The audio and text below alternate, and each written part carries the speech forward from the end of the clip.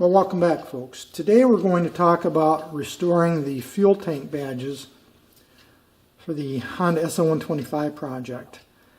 As I'm closing in on the paint and getting the bike ready for, finish it up, complete the project, these need to be addressed. These two badges were the originals that came off the tank originally. They're held on with screws that go through these holes right here. The side covers, the plastic side covers, which we talked about in a previous video, that I had to buy reproduction covers because I didn't have the originals, also have a very similar badge. And I'm going to buy, in fact I've already ordered the reproduction side cover badges because I didn't have the side covers to begin with, so I have nothing to work with. And used ones are virtually unavailable, and when you do find them used, again, I'm talking about the side cover badges, they're very expensive. So I'm just going to buy reproductions. But since these are the originals, and you can buy these also in reproductions, I thought I'd go ahead and restore them. I have restored badges before, obviously just never this one. This one I've already stripped the paint off, as you can see there. So when I talk about restoration, I'm really talking about repainting. There's really three different colors that make up this badge. Of course, the silver, the polished, and I think these are some kind of an alloy, pot metal of some type. You can see this silver right here outlining the letters. I think it was just polished off. Then you have a black that around the edges, all the way around. And in this detail here, you can see in between the letters is black. Probably was originally a matte or a semi-gloss. It probably wasn't high gloss, but I don't think it was necessarily flat either, because you can see a little bit of gloss. I don't know if you can, but I can see a little bit of gloss in certain spots right here. And then of course the white that fills in the interiors of the letters, which I think is just a white paint. That probably was fairly glossy. So I took this badge and stripped it. And I started with acetone. Acetone really, believe it or not, didn't do much. I ended up using a lacquer thinner. I figured this was probably a lacquer-based paint originally. And even with a lacquer thinner, the paint came off reluctantly. But I obviously did get it off. Now, I was a little surprised that underneath this white, there's black paint. So what that suggests to me, and you can see just bits of remnant of it right here, the spots, that's actually the remainder of the black paint. That suggests to me that this was all painted black, spray painted no doubt, and then they came back over and did the white on the interior of the lettering, probably with a mask and a pad of some kind or something similar, probably a mask they put down over it that protected the black, and then they might have rolled it on, or a pad of some kind or similar.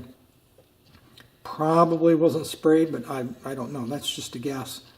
And then they went back and polished off any paint that might have got on this outlining here that's now, you can see, is silver, and just polished it off. So I think I'm going to replicate that same process. In other words, I am going to finish cleaning this. I'm not going to try to get all that detail out of there. The only way I could get that out of there, I think, is to media blast it, probably with sodium bicarbonate, which I do not want to do because it's then going to dull up the outline here, and I don't want to dull that any more than I have to.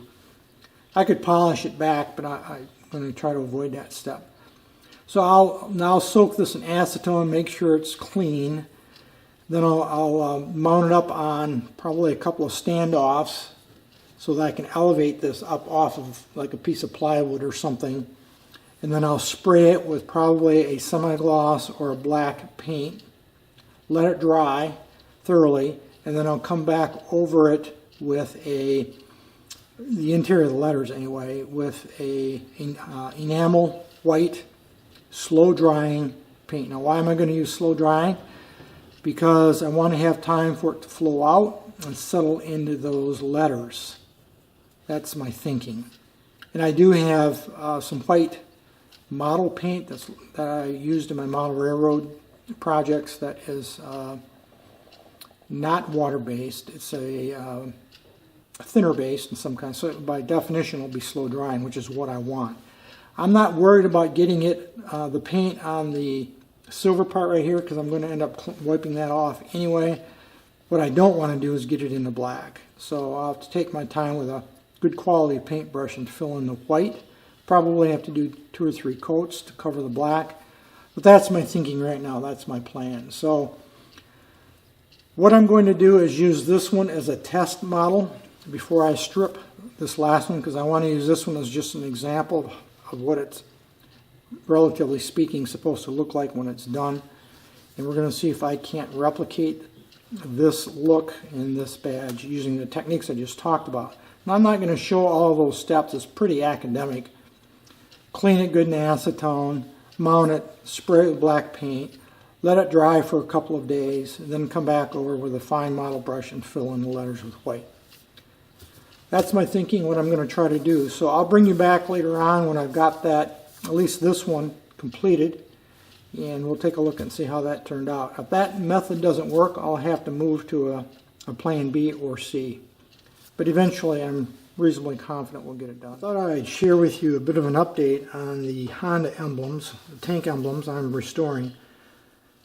I do have the first layer of paint. That's the black paint. You can see here, I think. Done. Painted this about 24 hours ago. I then cured it in my oven for 2 hours at about 200 degrees Fahrenheit just to flash off the solvent. This is a lacquer-based paint. Here's the paint I used. It just happened to be the only satin black paint I had on hand. Excuse me. I have a lot of gloss and a couple of cans of flat, but I didn't have any satin, or otherwise often called, I think, a matte finish. It's in between a flat and a gloss. It's the only paint I had. It's quite old. This can's probably 15 years old, but it sprayed out okay. I'm a little fussy when I put away my paints and making sure that that nozzle is clean so that I don't have any clogging occur later on. This paint is provided by Eastwood. They're very well known, at least in North America, supplier of specialty automotive tools, materials, paints, finishes, that kind of thing. They cater to automotive restoration hobby. They're a little bit on the pricey side, but I don't have any idea what I bought this paint for anymore. Some long forgotten project, but it was still in my paint cabinet, and it sprayed out just fine, so I was satisfied with the way it came out. And again, if you compare the new paint to the original, which of course is not very good condition anymore, I think it looks reasonably good. Next step then will be to paint the inner white. Again, that would be the white you can see there on that emblem. In order to do that, I'm going to use this Testors. This is a solvent-based enamel. By definition, enamel means high gloss. This is also a solvent-based paint, this black, being lacquer. I don't know if this is lacquer-based. Probably not, because this is my experience when I used to build models. I built a lot of ship and plane models as a kid. And in my model railroading days, I used to be big into model railroading. My experience is that this is a relatively slow-drying paint. It's probably not lacquer. It might be more of a spirits-based paint. I'm really not sure, to be honest. But I wanted a slower-drying paint, number one, to give me time to allow this paint to flow out into the crevices here that I've got to fill, and allow me a little time to work it. If I need to thin it, I can use a spirits, like a mineral spirits type thinner to thin it down. I'm initially not going to thin it. I'm going to see how it works out for me. So this is a little bit of an experiment with this paint, but I've used this kind of paint before to restore emblems. In terms of brushes, I have all kinds of brushes. This is just a small sampling of the finer brushes that I have. Again, some of these are very old, many years old, 25, 30 years, maybe even more old in some cases. I take care of my brushes I buy good quality brushes. I think you can see there.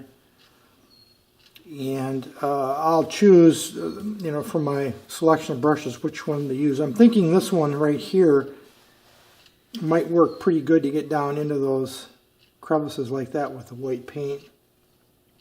I want to get a reflection there for you like that. And then I can fill that in. I don't really care if I get paint on the raised portion. That would be the silver portion, as you can see here. I don't really care because I've got to clean that off anyway. I just don't want paint, white paint, to get down into the crevices where the black has to be maintained. So I'll have to take my time and work this paint in. I might use a couple of different brushes. I don't know. As I get into it here, we'll see. I might have to experiment a little bit, but that will be the next step, is filling in the white.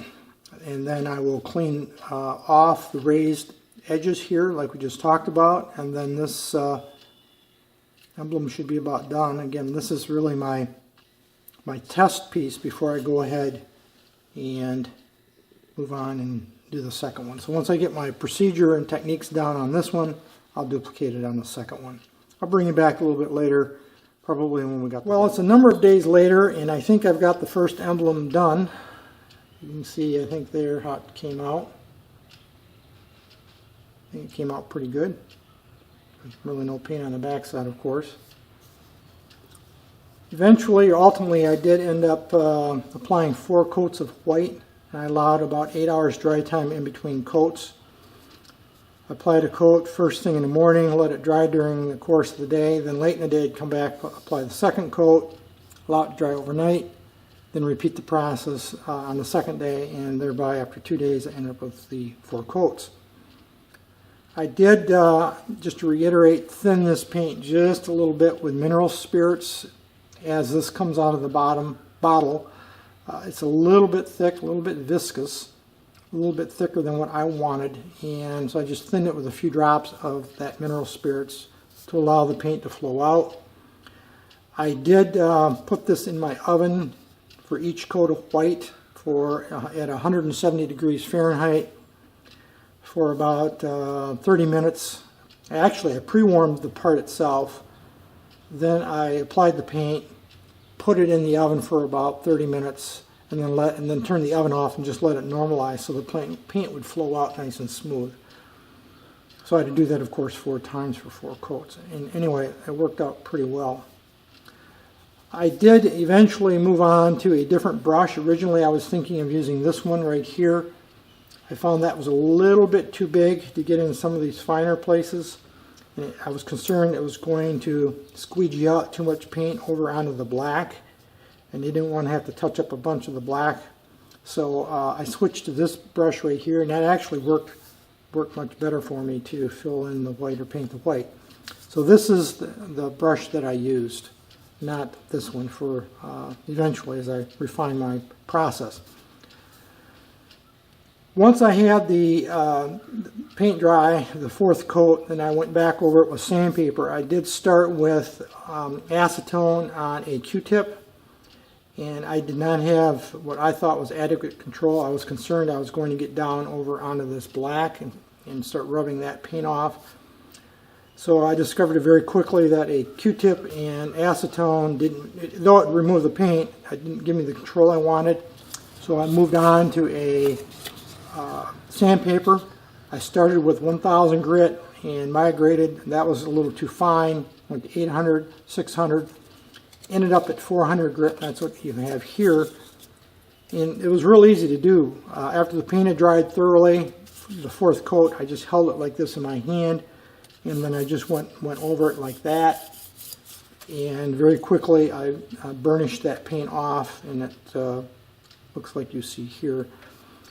And then I went through with this brush, this larger brush, and just dusted it off to make sure there was no paint dust remaining in the white and in the emblems. In fact, I brushed off the whole piece.